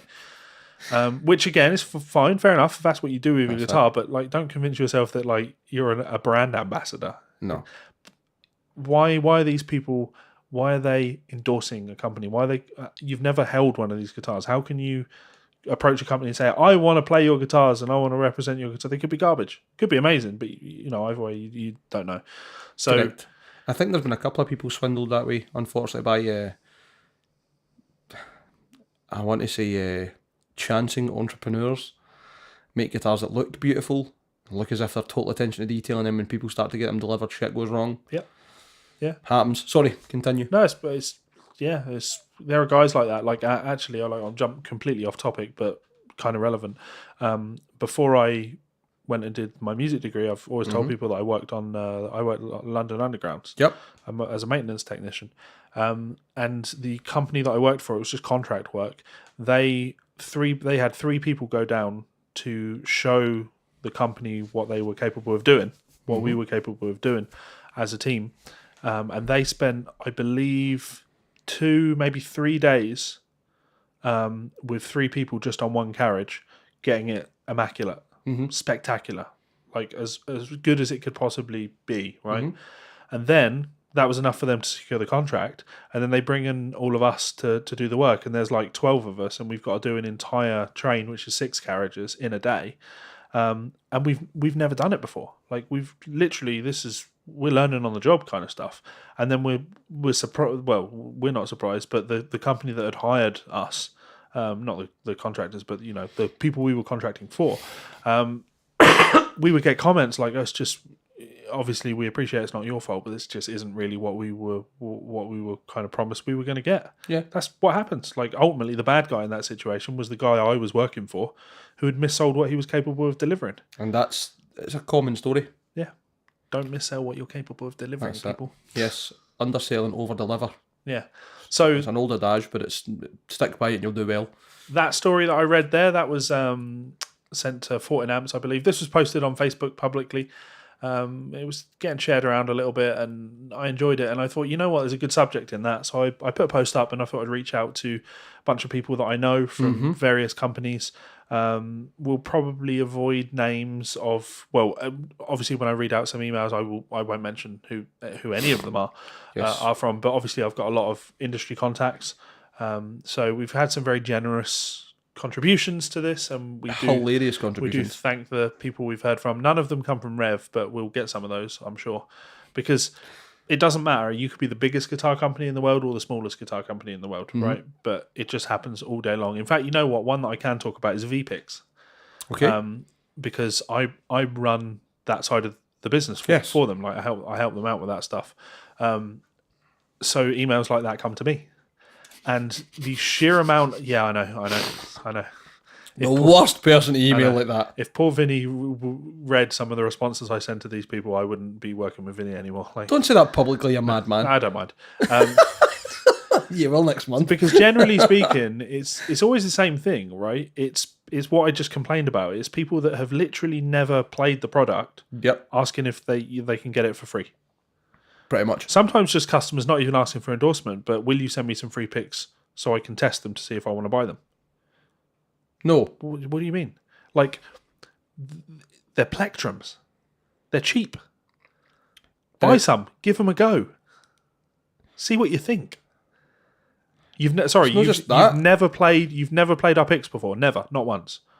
Right. But you've got all these big tours coming up, so you want us to send you loads of picks. Sorry, how is that going to help us at all? And why are you contacting a fairly boutique plectrum maker? Like, not like totally obscure, but no, they're a good brand. I mean, they're fairly solid. Like, why are you contacting us when you've never tried one? Do you want to just buy a couple and we'll build a relationship for there? See what you think. It's not hard to send an email saying, "Hey guys, seen your products, I look really interested. I'd like to buy a few, and maybe potentially talk to you about what the relationship could be between us if I really like them. Like, see what we can do that I can put value back into your brand. Not can I have something for free, please?" Yeah. We're talking about picks, right? This will probably fall flat because, like, you know me, so you probably know, actually, you'll be able to answer this question, right? But they're picks. Like, people playing them doesn't sell them. No. Who are some of VPIC's biggest artists? You. No. No, I don't know, to be honest. Exactly, right? It doesn't matter that Carlos Santana plays VPICs. It doesn't matter that Billy Gibbons plays VPICs. It doesn't matter that Johnny Hyland plays VPICs. It doesn't matter that Orianthe plays VPICs. None of these things matter, because when you see someone like that on stage, the pick that they happen to be holding, you're not going to go, I'm going to find out what that is and I'm going to go and buy it. Like, it's not a big seller. And I'm going to go one further than this, right? So this is, generally speaking, when I respond to these people, this is what I turn around and say to them.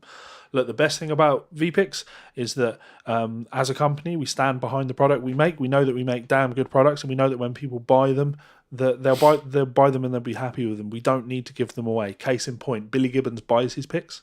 Carlos Santana buys his picks.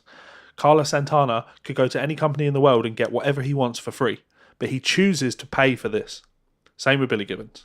Like that is an endorsement. What more of an endorsement could you want? Like, as an endorsement. In situations like, you don't need to give shit away to people, because there's just no margin to, like, cool, here, have 50 picks. Like, So it's all money. So I see emails like that a lot. So I've got a bunch of emails. I thought we could read through some of them. Yeah, definitely. The only thing I want to say that I was trying to say back there, but I couldn't. No, it's all right. I'm just trying to think how I could fit it in. It's like you were saying, that kind of thing where you see people playing plectrums. Like, no one is watching a musician and going, what are they holding? Yeah. Right? The only time I've ever done that was when I first saw some of the Huffschmid picks. Yep. And that was pure curiosity. Why is that man holding a kitchen tile that glows in the dark? Here, Levi's going to bring it. I mean, look at that. Like, I mean, it's maybe a great plectrum, but what the fuck is that? Again? No disrespect to you, Patrick. Like, obviously you make great products because people buy them and stick by them, but what the fuck? See that to me, right? At school we used to fold up bits of paper and throw them into crowds, and it was called a Chelsea brick, and it would almost concuss people, and it was exactly like that. I probably shouldn't admit that. Is that one marble? Or slate? Like, beautiful crafted, but fucking hell, what is going on? That looks like I've been down the beach and been collecting fucking stones. These are all Hushmid picks. Right, that is a reasonable plectrum. Well, so what that is that was Patrick. He was trying to sort of lure me over. He went to make me one of these, which is my pick. He made it, and this was made out of porcelain. Oh, but as you can see, it wore. It'll wear quite quick. It really wore. Yeah, very quick. But they sounded nice, I'd imagine. Sounded good. Yeah. Like, that's what I mean. Like, with no disrespect to Patrick and the guys that are doing the boutique plectrum building, like, you've got a niche market. But if you have a good product and you've got guys that will stand behind it, great. My point being, the only time I've ever seen someone holding a plectrum and went, Jesus, fuck, what's that they're holding? It's been House Fit ones where they've either had that weird, crazy see-through plastic and it's about 9mm thick, or the glow-in-the-dark ones. Yeah. And that was literally curiosity. So your point's right. Yeah. Yeah. Well, I can't really add much to that. Like you sometimes, like for writing for Premier Guitar and things like that, like where I want to go into detail about what this artist uses. These are the picks that someone uses is not information that anyone talks about unless they have a signature pick. Yeah. Like we're talking, okay, I don't know why he was the first one that popped into my mind, and annoyingly I know the answer, but Darren Malakian, System of a Down's guitar player, right? Say you're writing a column on him, right? You know what guitars he uses. You know what amps he uses. What amps does he use? I don't. Well, you know what amps he used. The Marshall Mode 4. Was it? Yeah, he was the poster boy for it. Was he? Right, in all the ads, he was. See, saying that, as soon as you mentioned that, and I said, was he? And I can just picture him in like toe guitar, page 50. There's him standing with a hashtag. No, he was lying across the. There were two of them, and he was lying across the top of them, like in a sexy pose. So yeah, you know what? Well, you don't know what amps he plays, right? What about pedals? Harder, isn't it? Right? What about string gauge? Not a fucking clue. Harder. What about picks? You would be guessing. Yeah. You would be a blind man in the dark. Yeah. It's just not hugely relevant. So, yeah. Anyway, so... I mean, you'd start getting into the nuances of what kind of jack does he have on the end of his cable.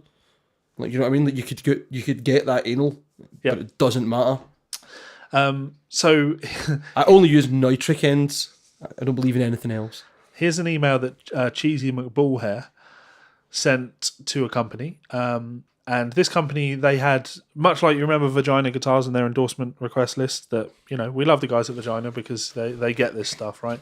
So why are you seeking an endorsement with our prestigious brand? They had a form that you filled in on the website, and you most companies do. It's not less a vetting process and more a giving you an opportunity to sell yourself and put your credentials forward. Why are you seeking an endorsement with our company? And Cheesy McBullhair said, "Nice question.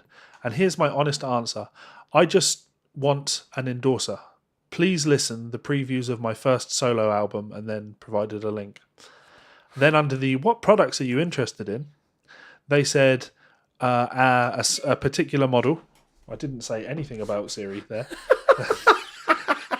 They said this top line model.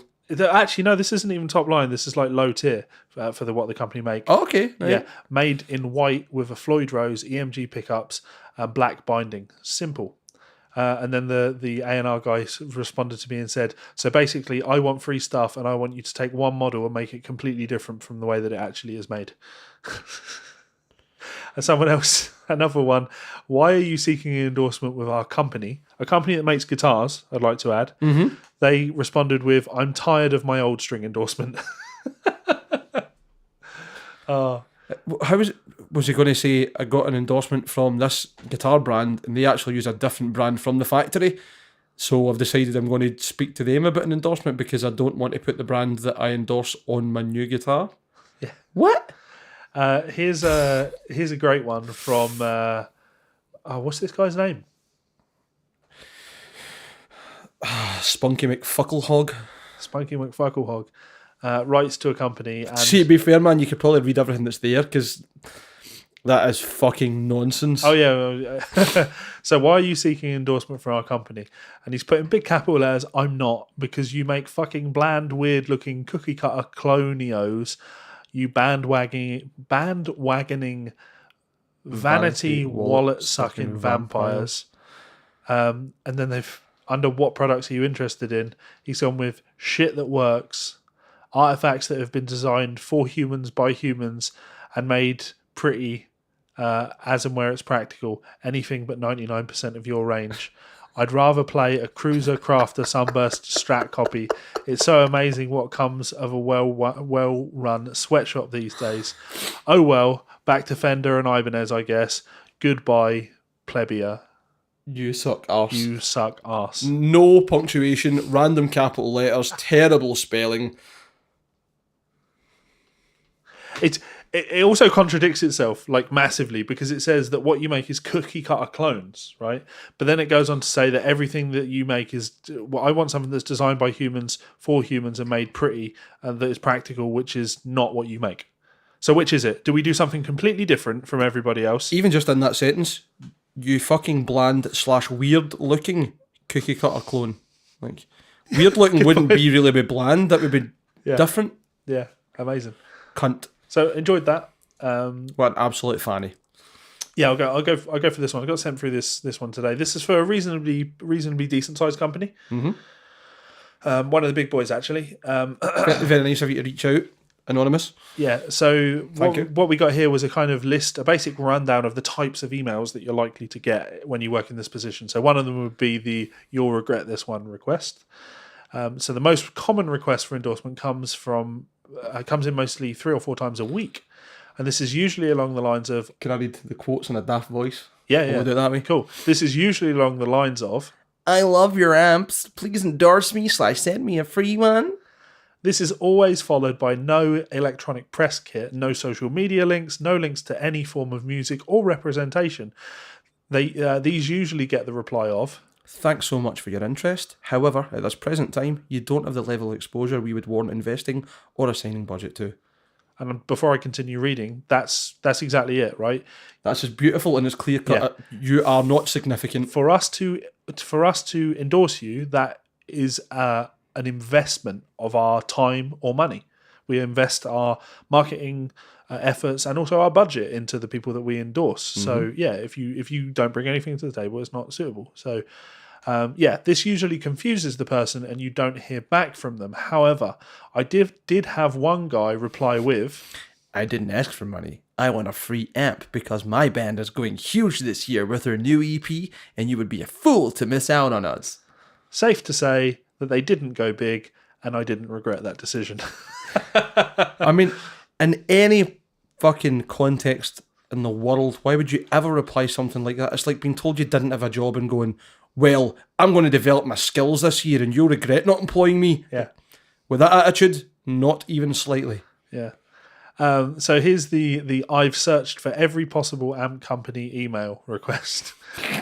So he says, I also sometimes receive an email where the sender doesn't seem to understand that every amp company is in a thing called business.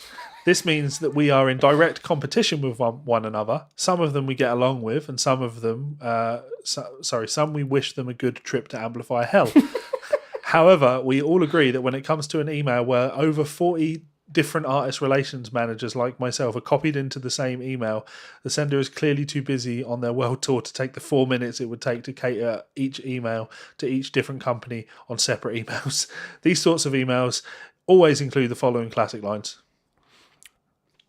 Sorry, it was caught off guard there. I've used your amps for as long as I've been playing. My tone has always been complimented. This is because of your amp tone. What sort of international touring support can your amps give me? The list goes on and on and on. again, absolute classic. I've played your amp for as long as I've been playing. My tone is great because I play your amps.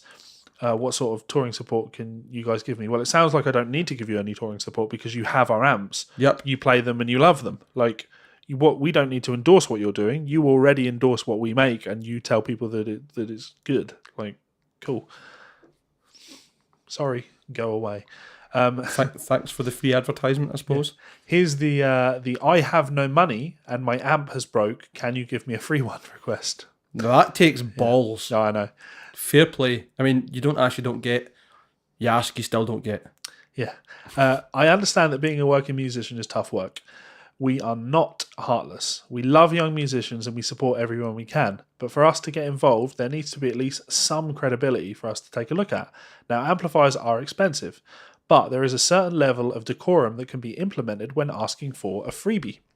The guy who explains that he has the amps that we make already and that he has developed a fault, and is there any advice for him to get it fixed, as it is his only amp and he needs it for a super important gig that he's got coming up, then I'll take a look and see if I can help out. However, the same guy comes and demands a new amp because he's only had the amp for 5 years, and it's being kept in the most luxurious of damp rooms and collected a plethora of lager inside from misuse at gigs, then it doesn't really wash with me or the company, and no, we won't give you an amp for free. And that's fair.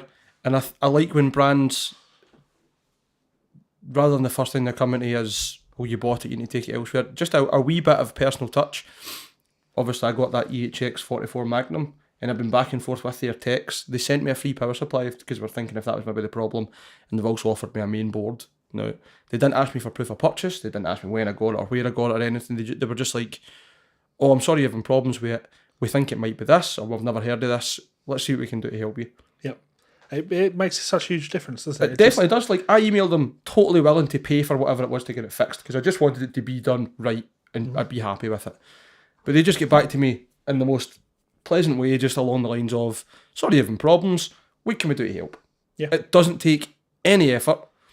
I didn't go in asking for anything for free. They didn't have any expectation that's what I wanted. They just wanted to help. And that is how you look after people as part of your brand, and you make endorsees, really. You build that relationship to start with. Yeah, absolutely. And I think the point along the lines of, you don't go in all guns blazing, I want this for free, or I expect this, or whatever. Don't be an asshole. Yeah. That's like my biggest advice to anybody when it comes to any business relationship. Don't be an asshole. Be a guitar soul. I need to give him that one. Yeah. And then we have the I'm a big deal, you've probably heard of me request. I have many leather-bound books. My apartment smells of rich mahogany. So, no, I haven't heard of you. But I wish you all the success in the future for when I also won't have heard of you. You could have wrote this email, by the way. This is you at the back. Yeah, I know. A classic here are two gentlemen, one from Florida and one from England. These guys are worthy of checking out from a hilarious point of view. So, yeah, we'll read through these. This guy's in a band called Redacted. Shit pricks with terrible attitude. And their tagline is, and I quote, will I read the tagline? Yeah. It's going to get a whole lot worse before it gets any better. To be fair, I had the worst tagline ever with Hellcat Molly. Did you? Yeah. Doug used to put on the flyers, bigger than Hitler, better than Christ. That's great. Ours was louder than your sister.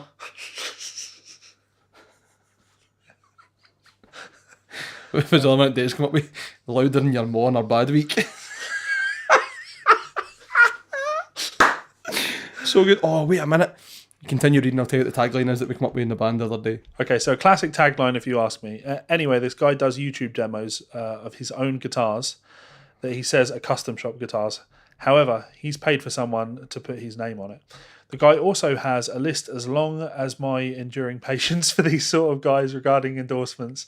The best endorsement being his custom guitar straps. Now, these straps clearly weren't measured correctly when he sent the dimensions off, as when the strap is on him, his name on the strap reads something.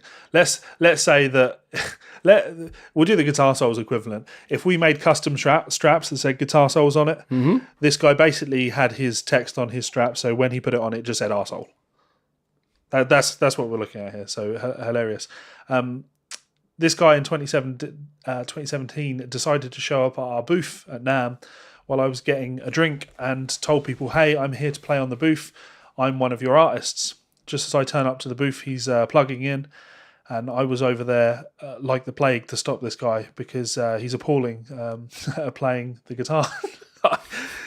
I need to respond to the gentleman that sent me this email because he could be a comedy writer. Like I'm really enjoying it. I think we should maybe employ him. Yeah. Buy more t-shirts so we can give this man money to write our stories because this is top tier. It's the classic case of here's a bend now, here is how fast I can go, and here's a pinch harmonic, and now here is how fast I can play. You know what the worst part being? I read that sentence and I could literally picture with that. It's you know. Like just total mindless shit. The worst part is that he bought his wife, who latched on to people that work for the company. In fact, the founder and the CEO, and she was saying that my word, you're such a fine businessman. I can honestly tell you that I was about to have my P45 handed to me. Luckily, everyone saw the funny side of it, and it was washed away. So. Yeah, I'm going to have to look that guy up. You guys can't because we obviously don't want to name who that is. But why don't you do Fraudy McFuckfacerson? Fraudy McFuckfacerson is a guy who's never had an endorsement with the guitar company. It's a guy who's never had an Amplifier endorsement, and is a guy who turns up to guitar shows and guitar conventions with his own printed banners and tells everyone he's a worldwide fully endorsed artist, which he is not. Now, the email sender has been the AR worldwide for 3 years for these two brands. However, only took over the UK branch of the guitars in July of last year. It seems that young fucking fraudy cunty boss forgot when he started at the brand that he was one of the first people to ask politely to stop telling people, politely asked to stop telling people he was an endorsed artist, as he wasn't. However, his commitment and passion was commendable, but to grow his following on social media in order to be considered in the future. That is a very nice way to handle it. Yep. You're not involved with the company. We are very pleased that you want to be, and we'd love to consider you once you've built your brand. So keep working on it. We're not saying it's not a no forever, but it's a no for now. Yep. Stop telling everybody you are. Fast forward to July, and I get a phone call from him saying how he was a fully endorsed artist and he wants 2 new free guitars that the old AR guy confirmed. This, as I'm sure you can guess, was a complete fabrication and not true. This guy, cunty McFucking shitballs Arserson, continued to appear at several shows telling people he was a fully endorsed artist. It got to the point where the owner of 2 of the brands involved in this full company asked for us to tell this guy he cannot tell people he's an artist because he's damaging the level of integrity people believe they have to be to become an endorsed. Sorry, not edited. Yep, artist. So it's so bad that the owner of 2 of the brands involved in this contacts the AR guy, worldwide AR guy, and says, please tell him to stop because it is damaging our integrity as a brand and what we expect as levels for like an endorsee. That's insane. After finally getting the message, prickhead McFuckerton decided to announce to his followers. Now be very careful here. I know it's hard for you to not read names out. I know I'm a bit slow that way. To announce to his followers he's getting tired of this brand and is going to start playing this other brand, which is of course preceded by the socials. Preceded not he socials by big announcement soon, guys. Oh, sorry, yeah. So commenting big announcement soon. Every local band has ever done, getting a classic dozen likes. Safe to say, I'm glad he's now this other company's problem and not mine. Hashtag sorry brand. Hashtag sorry other company. But really, who's the loser in that, considering that other brand he's went to that he's now the problem for? Yeah, absolutely amazing. I really, really do appreciate those that email. And I'm sorry for the hard work. You're going to have to skip into this and edit me out. Find it. It's fine. Put a pinch harmonic over the top of it. I did, generally speaking, when it comes to editing videos, like I want everything to be as quick and easy as possible. Mm-hmm. So... You're fucking obsessed. I love it. Yeah. So I want everything to be as quick and easy as possible. So I don't want to have to do any editing on anything. It's why all my videos are like one take type things. And I just put up that interview with Per Nilsson. And he went to a lot of effort in that. He actually got out his microphone and recorded his voice. Mm-hmm. I could see the problem immediately though, which was he didn't have any headphones on. So he was getting all of my playback in his microphone. So I had to sit through the entire interview and cut out every single bit of my voice, and there was a delay between them. Man. And there, obviously, I didn't know he was going to be recording, so we didn't confirm like sample rates and stuff that we were recording at.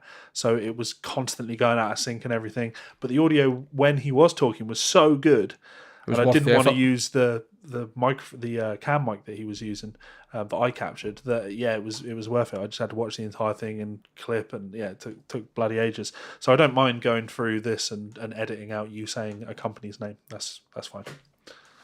Yeah. So I've really enjoyed that, and a big thanks to the person that has to go completely unnamed in this. If we ever cross paths in public, please remind us and we'll buy you a pint, because I think you owed it. One response that I can give to this. I'm going to email him back with my own worst request for free gear from him. Oh, shall we? Yeah, absolutely. Yeah, we'll do that. And we can reveal that in the next episode. We have got more stories of terrible endorsement requests and just the shit that AR guys must have to put up with. Yes. And not just from stupid requests, but like people who they seem like they're keen to work with and they're interested, and then they just turn out to be total dicks. Yeah. Just a wrong attitude, the wrong worldview when it comes to these things. Yeah. So we'll keep this up. It'll become a regular segment until we run out. If anyone's listening and they have stories like this, please do share them, because we'll obviously redact any information. So you're unidentifiable. It's just funny. Like, ultimately, we're here just to have a laugh, aren't we? Oh, aye. So I'm going to keep talking. I'm going to read something else. I want you to go on your phone and pull out the guitar company that were custom. Oh, I just remembered that, and that's a good story. Real Legends Guitars, I believe they were called. It might be quite hard to find because they've not only deleted all of their social media, but also their website. Yeah. And it's been up for a wee while. Not massive amounts of time, but a wee while. But I did manage to find a thread that I had sent you, which had the comments on it and a few screenshots. Go for that. So we'll see if we can find that. I saw a post recently in one of the groups. I'm a bit of a bargain hunter, and it's well known that I absolutely love to try and find good deals on equipment, and almost to a fault, to the point where I'd probably end up buying equipment just for the sake of buying it if I thought it was cheap enough to say I'll maybe use it. Oh yeah, every 6 to 9 months you have a purge of all the shit that you've bought. Yes. And the only thing that I know you'll regret me selling was the Miku pedal. I didn't even offer it to me. It was shit. Doesn't matter. You didn't want it. It didn't work. I've got so much shit. I have got so much shit. You have to be fair, man. So anyway, we've spoke about counterfeit guitars and AliExpress and the shit coming from Alibaba, AliExpress and Gibsons, etc. But a page appeared online and started getting a lot of really heavy shares along the buy and sell pages. One of them that I use, the private group, UK Guitar Amp and Gear Exchange. And the Facebook page and website had called himself Real Guitar Legends. All right. So Jamie Wright posted as such, "I'm sure no one on this page would be dumb enough to be taken in by these guys, but did a little digging and it's 100% a scam." And this was a link to their website and their Facebook, which have now been deleted, funnily enough. They claim to be a UK company, but registered at best in Canada, and have taken steps to hide their identity. Every image on their website seems to have originated on a different site when doing a reverse Google image search. They claim to have been in business for 5 years, but the internet registration is brand new. When I mentioned this in a comment on their ad, suddenly I'm banned from commenting or interacting with anything on their page, which of course isn't suspicious at all. Just putting it out there on the off chance anyone here might be drawn into this scam. So I started reading into it, and for anyone familiar with what happens when people start trying to make businesses importing and trying to be fly and lax about copyright laws, Trademark infringement, exactly. You end up with a flood of these really badly made and obvious fakes, and people somehow trying to defend it, like, oh, it doesn't have that in the headstock, or we're not saying that that's one of these guitars. It's advertised as being a fake. Like, you still can't sell it. Don't be a fucking idiot. It's got someone else's trademark on it. Exactly. You're misrepresenting what you're selling. Whether you say it's fake or not, it still has a different brand on that headstock and can be resold by someone else under false pretense, or bought by someone else under false pretense. So Bolt Guitars seem to have dropped off the planet, if anybody's ever heard of them. They were, I believe, a British company that was importing guitars again, and they were doing them in runs. And I had a friend who was buying them because they were cheap, but they were offering quite a few options for customization, and they seemed all right, but the chap that owns the company has disappeared with a lot of money and a lot of guitars owed, and somebody's commented saying it's Bolt Guitars Mark II, and then somebody was investigating this might be involved, etc. But the comments just for this page and the misunderstanding of copyright infringement and trademark laws and just the legality of what they're doing is it's just hilarious. So these are the comments between somebody and the business via private message. So people have left comments where they've interacted with the page and the business, inverted fucking brackets, throughout this full thread evolving, and people are like contacting them going, I'm curious as to what they could see as a real justification of what they're doing and what the legal defence is going to be. There's bits in this that I haven't. Did you even read the? No. You only sent me the one about the Red Bull bit. See if you click like next to the guy's name, it brings up the full thread. Okay. Right. Some of the comments are fucking hilarious because some of the things that this company have done is just phenomenal. So, Real Guitar Legends. I've liked the page because I'm curious for how long they'll be trading for. They've already had Gibson lawyers in touch already. Popped up in Facebook around the same time that Bolt guitar went under, which seems really suspicious. I'm just reading random comments here. I'll go through it, so apologies if there's a wee bit of dead air. The person that put the original post up said, I don't think they're trading at all. I get the impression they'll take orders and disappear within 3 weeks. And there's another lot of comments basically along the lines of, just another fuckboy selling AliExpress Gibsons. Get these popping up all the time. Seems too be good to be true, blah, blah, blah. So this chap comments them, sends them a message. I don't see what the original comment is to them, but their reply to him is, Hi Simon, as standard, all of our headstocks are blank. However, you can ask us to customise them with pretty much any artwork of your choosing. I don't have any customer customised photos of that particular guitar headstock to hand, but can provide you with an ebony black Gib LP that we recently provided for one of our customers, so you can see what I mean. Black Gib LP. I wonder what company that could be that they're trying to be. Yeah, imagine thinking that you've got the law sussed that much that you absolutely refuse to say the word Gibson in a message to someone. Levi. But then you'll just put it on the headstock of a guitar. Levi, it gets better. Yeah. And I mean it gets better. And then, to follow, the guy sends him pictures of a clearly fake Gibson headstock. Right? It's a good fake, but it's not fake. And what I've seen some of these resellers doing is actually picturing the real guitar and then selling the cheaps. Yep. And just blaming it on like quality control issues between different models. We talked about this in like the original round of Guitar Souls where we were filming in Magnum.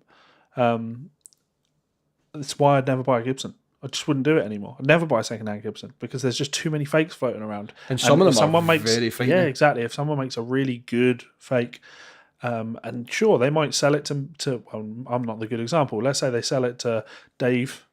Don't know who Dave is. They sell it to Dave. Hey, Dave, here's a Les Paul. It's not a real Gibson Les Paul. It's a fake. So I'll do it for 300 quid.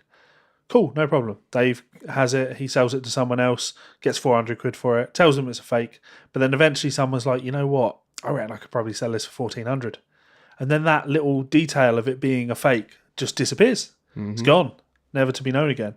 And Gibson is the big brand for it. Like they're faked, counterfeited more often than any other brand. Wait to hear some of these comments as well, right? So the conversation continues with Simon, who sent the message, right? So Simon's reply to the Gibson headstock, the Gib LP, was, is that not fraudulent in breach of copyright? And the reply from Real Guitar Legends is, well, you would have to ask a lawyer about that. Nonetheless, as we said, all of our headstocks are blank, but our customers can ask for them to be changed. Think of it like this. You can go down to your local Ford dealer and buy a Focus new out of their showroom. Once you've paid for it, it's then yours, and you can ask the salesman to call up the paint shop and get them to paint Red Bull logos on the bonnet. No, you can't. They can, and they will do this for you at a cost.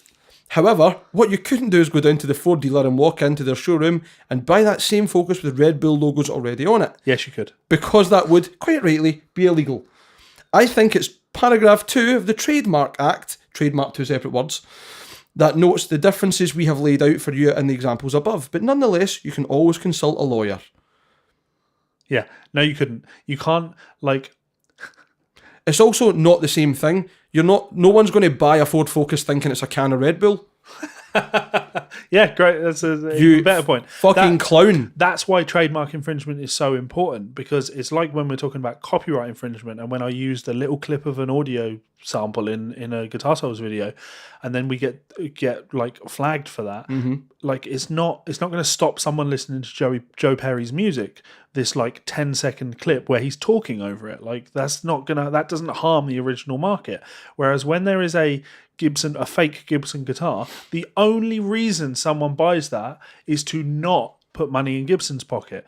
It's literally money not going to Gibson, but you're still buying the thing that Gibson make. Yep. You're just getting the not real version of it. That's why counterfeits are it's so important that they're dealt with. Yep. You want the goodwill from that company without paying towards the goodwill of that company. Yeah. You want to be associated with their brand and their prestige, if that's what you want to call it, without investing yourself in it. It almost goes to the same as that kind of endorsement thing, doesn't it? Yeah. So you want to be seen as this.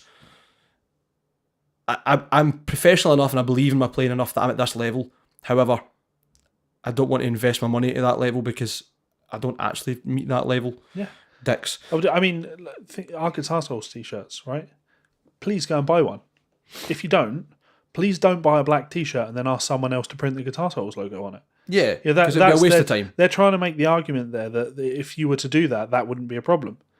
But No, they're trying to make the argument that if you bought a blank t-shirt or a Guitar Souls t-shirt, but then you took the Guitar Souls logo off it and you wrote, I don't know, fucking Mo Farah, then it wouldn't be trademark. Like, you don't even have a clue what the fuck you're talking about, you cunts. But you're right. That's essentially what they're trying to make as a point, incorrectly, with nowhere near the right comprehension or level of skills to talk about it. Someone has commented as well saying their whole rant about Gibson lawyer was hilarious. Please check it out. I don't know if it's screenshotted. They've ranted about Gibson's lawyer on their official page. So they've literally had to deal with Gibson's lawyers. Yeah, they've had cease and desist and then ranted about it.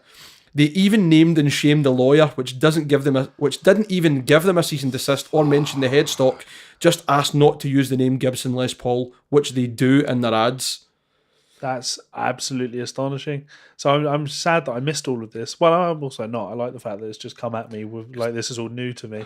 I'd seen the Red Bull post. I didn't realize there was a whole ton more. That's a prime example of when a Gibson lawyer should be dealing with a company. Gibson's shouldn't be going after vagina guitars. No, you got no business going after vagina guitars. They make vagina, and everybody wants vagina. You know? Who doesn't love vagina? Exactly, vagina.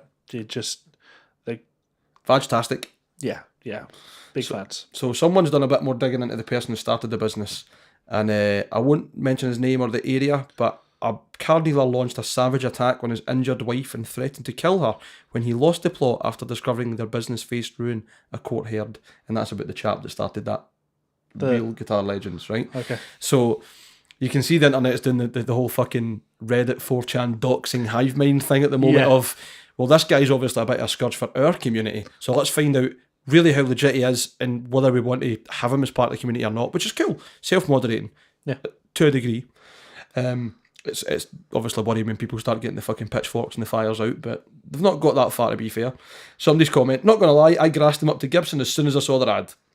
Rightfully so. I blocked them, blah, blah, blah. Talking about Bolt guitars as well. I'm trying to see if I've got any other screenshots, because I tagged you in it, and at this point, I didn't read the rest of the comments. It was gone by the time I clicked on it. Aye. Yeah. So this lot have now shut down the community section of their page, but before they did, the review below was posted on it.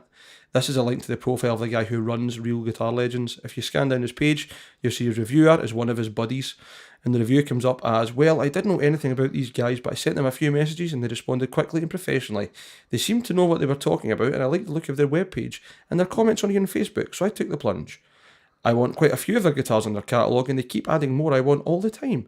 So I thought I would start out with the least expensive guitar of those, and I bought the RGL Eric Clapton Fender Stratocaster Signature.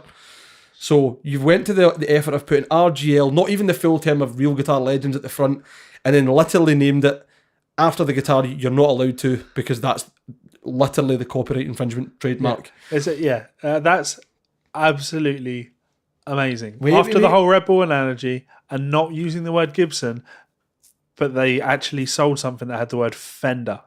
Oh, and this is a person who's And Eric Clapton. This is a review from a friend of the business who's claiming he's not, that would probably be aware of the scenario, making comments. It gets better. It arrived 3 weeks ago to the day, and I was really impressed. That was exactly 3 weeks ago and to the day, and today it arrived. Sorry. Am I impressed? Yeah, I really am impressed. I asked them to add what they call custom artwork to the guitar. Basically, after I bought it, I sent them some photos I took off Google and asked them to make the headstock and neck plate the way I wanted them. Take a look at what the photos and see what they really did a good job. What I didn't expect was the stamps on the bridge and the really nice decals on the pickups. So, like, literally all of the small nuances that would add to a trademark infringement, copyright, fucking legal claim. And their defence is that, the customer asked for it. Yeah. What? Yeah. Of course customers that are buying fake guitars that are counterfeit are going to ask for the counterfeit to look real. Well, that's not an argument. Yeah. Fucking morons. Yeah. Yeah. Oh my God. No one's going to, simply no one is going to do it. You have a custom, not custom. It's reasonably rife actually with Fender stuff. Like I can order a Carson Hess Telecaster and he'll put a Fender decal on there. It does happen, and I think it's done almost in good faith that anyone who's involved in the Fender community will generally either know or openly admit it's not a Fender. Yep. It does happen. I bought a Squire Strat Affinity, body and neck, just for the sake of having a wee project. And when I went to pick it up, I realised that they'd scratched the serial off. Obviously thought about putting another fucking sticker in that on there, and I'm like, that. I mean, it happens, but no one's going to believe that this is like a fucking $2,500 Strat if I was finished with it or someone else was. But some people might be suckered into that, and it's shit. I mean, case in point of, although it's a licensed neck, your Paisley Telecaster. Yeah. It's licensed through all parts. Or one with one of the two. So it is a Fender. As far as we were aware.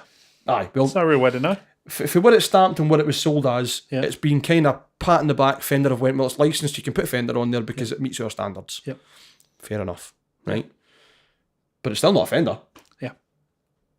Love it though. Oh, it's a great guitar. But I'm making the point that it is rife. Some companies are a bit more lax about it because there's almost like an unofficial, unwritten handshake agreement rule that just be fucking honest and we won't have to clamp down on all you people that want to just put the Fender logo on your guitar. Yep. I think that's us. Just about, aye. Fucking honestly, copyright strikes are just, the copyright infringement stuff is just funny, and that thread, I'm gutted they deleted the page. Devastated. Because it would have been another week worth of comments of them just being called out. Absolutely devastated that I missed it. That thread's got about 40 comments on it. I've skipped a lot of them, but the majority of them is, I commented, they blocked me. Yeah, it turns out. I'm shocked. Just the way it is. Anyway, thank you very much, guys, for listening. Thank you for watching. I hope you've enjoyed the show. And you can support us in all the usual ways. Please do like, share, and subscribe. Tell your friends about us. Go and buy a Guitar Souls t-shirt on Teespring. It's a great way to support us, and it means that we can pay for the hosting. So it's not expensive. It's not like we're going. Buys me new Ormsby's. Yeah, it's not like we're going for cocaine. A new Ormsby. Not yet. I like the idea of a new Ormsby. Don't you? I'd love a new Ormsby. I'd love a new Ormsby. We don't have the marketing clout that your brother has. No, we don't. We can't just like send me an Ormsby. We're also not as funny. That is true. That is. No, to be fair to Kieran, he was set a target for views and he smashed it. Yeah. By double, and I think in a day. Yeah. So, fuck, fair play to the buy. Yeah, absolutely. Fair play to buy. So yeah, I'd like a new Ormsby, wouldn't you? I'm going to get a new Ormsby at some point. Yeah. But I'd like a new Ormsby. I don't have an Ormsby. You kind of do. What I mean is I'd like a new Ormsby, like a brand new one. There you go. Okay, yeah, you'd like a new guitar. For Ormsby. I always want new guitars. Just don't we all? Constantly new guitars. And you still always get, I've got too many. I keep them under the bed and up in the loft. And get rid of them then. Yeah. I can't. I don't have a single guitar that I own anymore that I could happily get rid of and not regret it. In fact, when I got rid of my fretless, I regret that. I still wish I had that guitar. So. And you traded it in. I traded it in, yeah. But I got my my Hydra, so. Where is your Hydra? I haven't seen it in that case. In the case. I mean, that says it all, doesn't it? There's no room for it. There's no fucking room for it. Can someone make a meme, please, of me? You know the black guy holding all the limes? And he's like, I can't hold all of these limes. If you could have one of those with me, but like, I can't hold all of these guitars. Story of my life. Maybe it'll be me and you in a few years' time. Why can't I hold all these endorsements? Yeah. So I'm going to get planned and I'm going to write an email to that gentleman with the worst endorsement request. Oh, let's do it. You'll regret not. You know what? Actually, we should. Yeah, I will do that. Well, let's both write one. Both write one, and we'll read out what we wrote on the next episode. That'll be fun. I'd like to see if he actually replies seriously or if he's just like, you're fucking at it. I'll ask him to reply seriously. Oh no. He's probably not listening, so let's not tell him we're doing it, and I'll send it from my email address and we'll see what the reply is. You in? Yeah, I'm in. Cool. So thank you very much for watching, guys, and until next time. Bye, fuckers.